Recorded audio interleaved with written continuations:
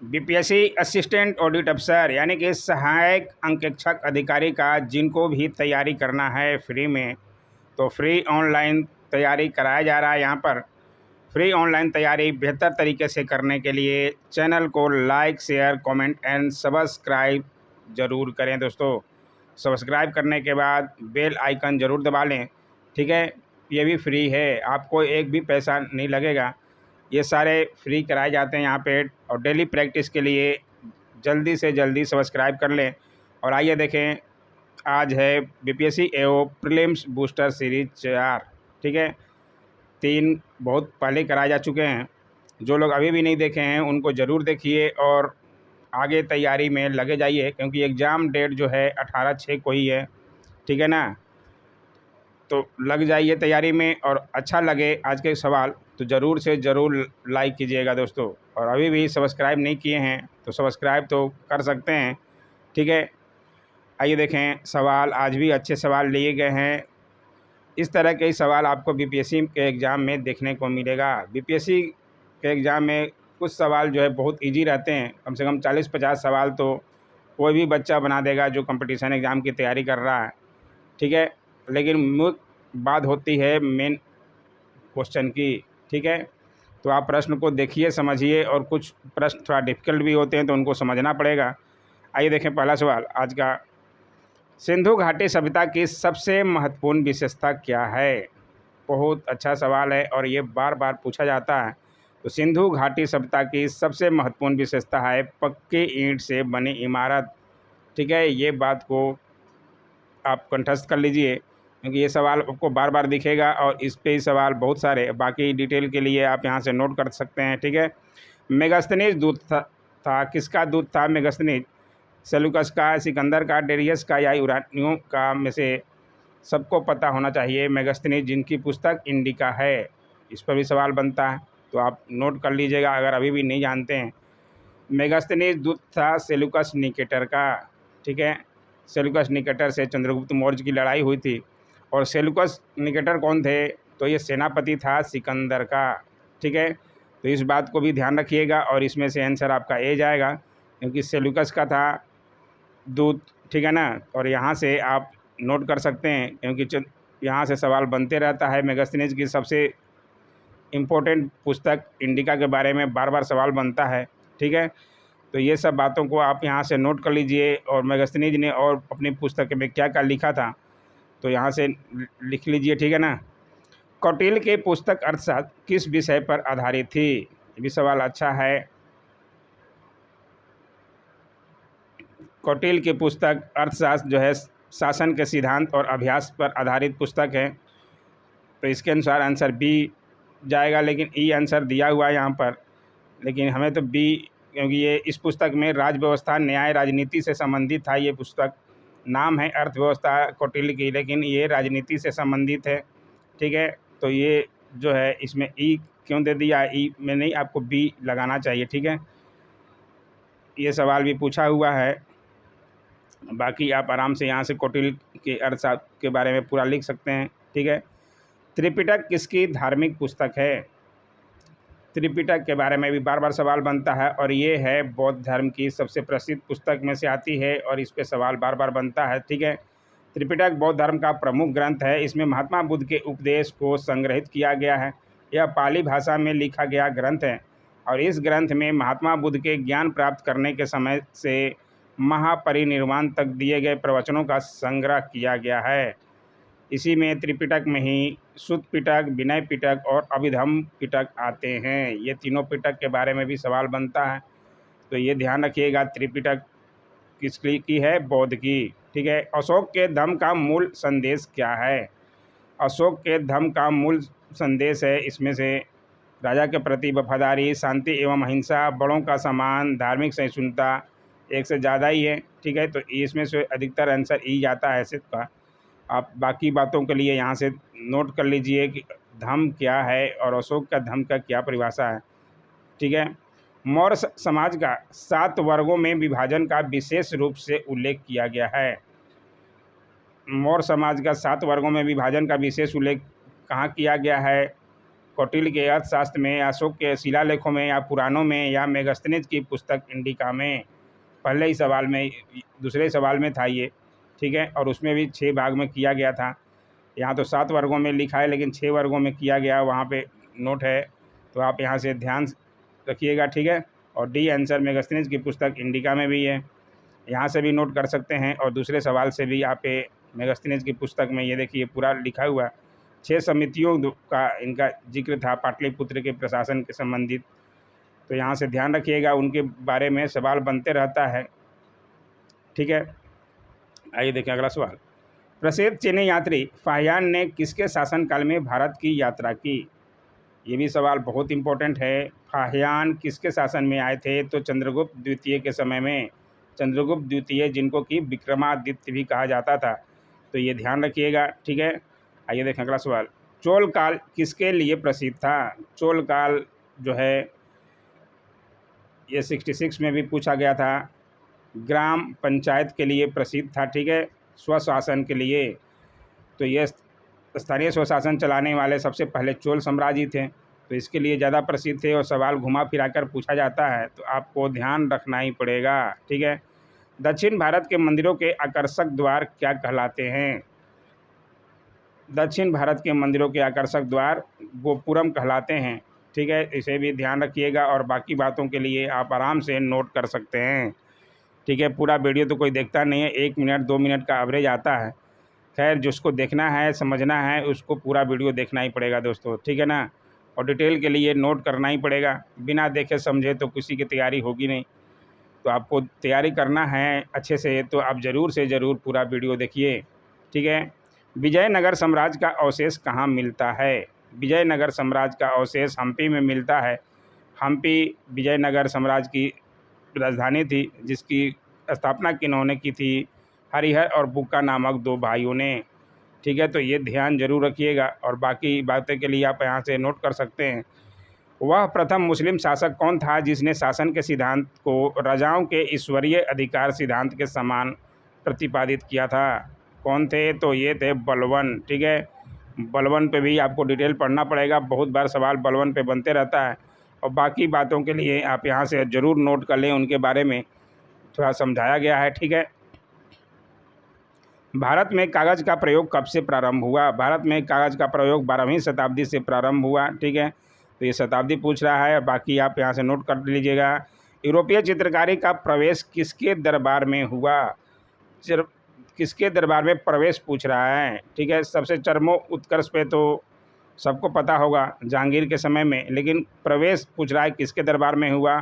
और इस तरह के सवाल 66 में भी पूछा था बीपीएससी में, ठीक है। तो उसमें भी बच्चे कंफ्यूज हो गए थे, कारखाना का पूछ दिया था, कारखाना कहाँ इनके समय में स्थापित किया गया था, ठीक है। तो ये अकबर के समय में प्रवेश हुआ था, ठीक है। और जहांगीर के समय में चरमोत्कर्ष पर पहुंचा, तो ये भी सवाल बनता है, तो उन्हें भी ध्यान रखिएगा, ठीक है ना। बाकी बातों के लिए आप आराम से यहाँ से नोट कर सकते हैं, ठीक है। भारत में किसके शासनकाल में इंग्लिश ईस्ट इंडिया कंपनी का गठन हुआ? इंग्लिश ईस्ट इंडिया कंपनी कब आई थी? 1600 के लगभग। तो 1600 के लगभग जो है अकबर का ही काल था, ठीक है, 1605 तक। उसके बाद लेकिन प्रथम अंग्रेज आया था जहांगीर के समय में, तो इन्हें भी ध्यान रखिएगा। और बाकी बातों के लिए आप यहाँ से आराम से नोट कर सकते हैं, ठीक है। निम्नलिखित में से किस देशी रियासत को अंग्रेज़ों ने अपने क्षेत्र में नहीं मिलाया था? किसको नहीं मिलाया था? सिंध, ग्वालियर, अवध और सतारा में से ग्वालियर को नहीं मिलाया था। ग्वालियर के सिंधिया 1857 की क्रांति में भी सुने होंगे, झांसी की रानी क्यों मारी गई? तो क्योंकि अंग्रेज़ से मिल गए थे सिंधिया लोग, बोला जाता है ऐसा, ठीक है। तो ये सिंधिया को अंग्रेज़ों ने नहीं मिलाया था देशी रियासत में, ठीक है। तो ये ध्यान रखिएगा, बहुत इंपॉर्टेंट सवाल है। और उस पर मेरा वीडियो भी है, ग्वालियर की झांसी की रानी का पूरा किला दिखाया गया है ग्वालियर का, क्योंकि हम ग्वालियर में ही पहले रहते थे। गांधी जी के नमक सत्याग्रह का एकमात्र उद्देश्य क्या था? गांधी जी के नमक सत्याग्रह का एकमात्र उद्देश्य था, इसमें से बहुत सारे थे। नमक कानून को निरस्त करना ये भी था, सरकार की सत्ता को चुनौती भी देना, आम लोगों के लिए आर्थिक राहत भी कराना, भारत के लिए पूर्ण स्वराज, ये तो था ही। तो इसमें से एक से ज़्यादा ही हो जाएंगे, ठीक है। तो ऐसे ये आंसर दिया गया, ठीक है। बाकी बातों के लिए आप ज़रूर नोट कर लें। यहाँ से दांडी यात्रा और दांडी मार्च पे सवाल बनते रहता है, तो पूरी बातों को स्पष्ट रूप से लिखें, ठीक है। वर्ष 1921 का मोपला विद्रोह कहाँ हुआ था, ये भी सवाल है, और ये हुआ था केरल में, ठीक है। कब हुआ था? 1921 में, अली मुस्लियार के नेतृत्व में। तो इन्हें भी नाम जरूर नोट कीजिएगा, क्योंकि पूछा जा सकता है कि इनके नेतृत्व में, तो इस इम्पोर्टेंट है। भारत में स्वदेशी आंदोलन किस दौरान हुआ था? स्वदेशी आंदोलन भारत में कब हुआ था? बंगाल विभाजन के विरोध में, ठीक है। 1905 के बाद हुआ था, और ये सवाल तो बहुत बार बना है, ठीक है। तो आप पूरा डिटेल और डेट जरूर ध्यान रखिएगा दोस्तों, ठीक है। कल हमने रविन्द्रनाथ टैगोर कराया था, वो रविन्द्रनाथ टैगोर भी इसमें शामिल हुए थे। उसमें राखी बांधकर रक्षाबंधन मनाया गया था हिंदू मुसलमानों द्वारा। बिहार प्रोविंशियल किसान सभा का गठन कब हुआ? बिहार प्रोविंशियल किसान सभा का गठन कब हुआ था?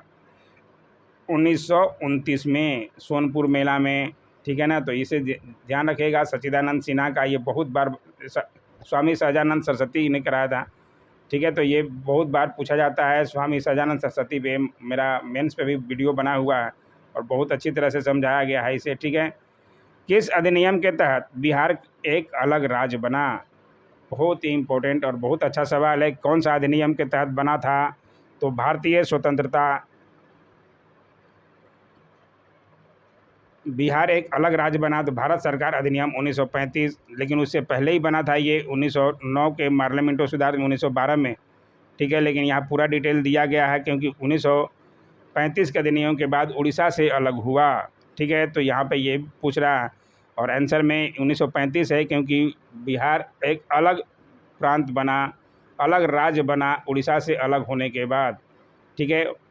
उस समय जो है संयुक्त रूप से था उड़ीसा और बिहार 1912 में, लेकिन 1935 के अधिनियम के बाद बिहार एक अलग राज्य बना। इसका आंसर यूपीएससी ने भी ए माना था, ठीक है। तो ये बात, पूरी बातें लिखी गई है, दोनों के बारे में समझाया गया है। यहाँ से आराम से नोट कीजिए। निम्नलिखित में से किस कमेटी या आयोग ने न्याय पंचायत बनाने की सिफारिश की थी? किन्होंने की थी? अशोक मेहता समिति ने, ठीक है। तो ये जरूर ध्यान रखिएगा। अशोक मेहता समिति त्रिस्तरीय, बलवंत राय मेहता और अशोक मेहता द्विस्तरीय पे थे, तो इनको जरूर ध्यान रखिएगा। और कब किए थे, ये पूरी बातें आप यहाँ से नोट कर लीजिए। निम्नलिखित में से कौन सा कार्य स्थानीय स्वशासन के अधिकार क्षेत्र में नहीं आता? स्थानीय स्वशासन के अधिकार में नहीं आता, यानी कि पंचायती राज के अधिकार में कौन सा नहीं आता इसमें से? सार्वजनिक अनुशासन का रख रखाव, ये तो नहीं आता, बाकी सब आते हैं, ठीक है। ध्यान रखिएगा उनको भी। बाकी बातों के लिए आप यहाँ से नोट कर लीजिए। पंचायती राज प्रणाली किस सूची में है? पंचायती राज प्रणाली संघ सूची का विषय नहीं है, ये राज्य सूची का विषय है, ठीक है। ये भी बहुत बार सवाल कराया गया है, और ज़रूर ध्यान रखें इसके अंतर्गत कितने विषय हैं। किस राज्य या किन राज्यों ने पंचायती राज संस्थाओं में स्त्रियों के 50% आरक्षण को वैध किया है? कौन से राज्य ने किया है? बिहार, उत्तराखंड, मध्य प्रदेश, हिमाचल प्रदेश में से कौन कौन से राज्य ने किया है, उसको पहचानना है। तो इसका आंसर है सभी ने किया है, ठीक है। तो आपको और पूरी बातें नोट करनी पड़ेगी। सवाल यहाँ से बनता है, और ये बन चुका है सवाल, तो इसलिए आपको कौन कौन से राज्यों ने किया है, कौन कौन से राज्यों ने छूट दिया है पंचायती राज्यों में महिलाओं को 50% आरक्षण, ठीक है। तो यहाँ से नोट कर लीजिएगा कौन कौन से राज्य हैं। धन विधेयक पेश किया जा सकता है, कहाँ किया जा सकता है धन विधेयक? केवल लोकसभा में, और ये बहुत बार सवाल बना है, तो ये एक लाइन का सवाल है और अच्छा सवाल है, ठीक है। तो ध्यान रखिएगा किस अनुच्छेद के तहत धन विधेयक का उल्लेख और कहाँ किया जाता है? केवल लोकसभा में। भारतीय संविधान की प्रकृति क्या है? संघीय, एकात्मक, संसदीय या प्रकृति में संघीय किंतु भावना में एकात्मक, ठीक है। तो ये भारतीय संविधान की प्रकृति क्या है? प्रकृति में संघीय है, किंतु भावना में एकात्मक। तो अच्छा सवाल है ये भी, और पूरी बातों को समझने के लिए यहाँ से ज़रूर नोट कर लें, ठीक है। भारतीय सर्वोच्च न्यायालय में न्यायाधीशों की नियुक्ति कौन करता है? सर्वोच्च न्यायालय में न्यायाधीशों की नियुक्ति कौन करता है? तो ये तो सब लोग बता देंगे लगभग, राष्ट्रपति, ठीक है ना। तो ये ध्यान रखिएगा। और भारत का मुख्याधीश भी दिया हुआ है, लेकिन भारत के राष्ट्रपति सबको करते हैं अनुच्छेद 124(6) के अनुसार, ठीक है। राज्यसभा का पदेन अध्यक्ष कौन होता है? ये भी बहुत इजी सा सवाल हो जाना चाहिए अब तो, क्योंकि राज्यसभा में कौन होते हैं अध्यक्ष? पदेन सभापति कौन होते हैं? तो उपराष्ट्रपति, ठीक है। किस अनुच्छेद के तहत? तो यहाँ से आप आराम से नोट कर सकते हैं। भारत का प्रधानमंत्री किसके प्रति जवाबदेह है? किसके प्रति जवाबदेह है? तो लोकसभा के प्रति जवाबदेह है, क्योंकि लोकसभा में बैठते हैं भारत का प्रधानमंत्री, ठीक है। संसद सदस्य बनने हेतु न्यूनतम आयु क्या है? संसद सदस्य बनने के लिए 25 वर्ष की आयु होनी चाहिए। ये भी इजी हो जाना चाहिए। लेकिन राज्यसभा के लिए 30 वर्ष, ये भी ध्यान रखिएगा, ठीक है। तो बहुत अच्छा सवाल है। सर्वोच्च न्यायालय के न्यायाधीशों की सेवानिवृत्ति की आयु क्या है? सेवानिवृत्ति की आयु ये 63 में पूछा गया था, उस समय था 65 वर्ष किया गया था, ठीक है। तो ये ध्यान रखिएगा। केंद्र सरकार में उच्चतम नागरिक सेवा अधिकारी कौन है? केंद्र सरकार में उच्चतम नागरिक सेवा अधिकारी इसमें से होते हैं मंत्रिमंडल के सचिव। इन चारों में से मिलाइएगा तब, ठीक है। बाकी ये आप डिटेल नोट करिएगा। सर्वोच्च न्यायालय के न्यायाधीशों के बारे में बहुत बार ये भी पूछता है, कहीं 62 कहीं आपको 65 मिल जाएगा, ठीक है। तो यहाँ से ध्यान रखिएगा, इन चारों में से दिया हुआ है, उसमें से उच्चतम नागरिक सेवा अधिकारी कौन है? तो मंत्रिमंडल के सचिव जो होते हैं। आइए देखें अगला सवाल।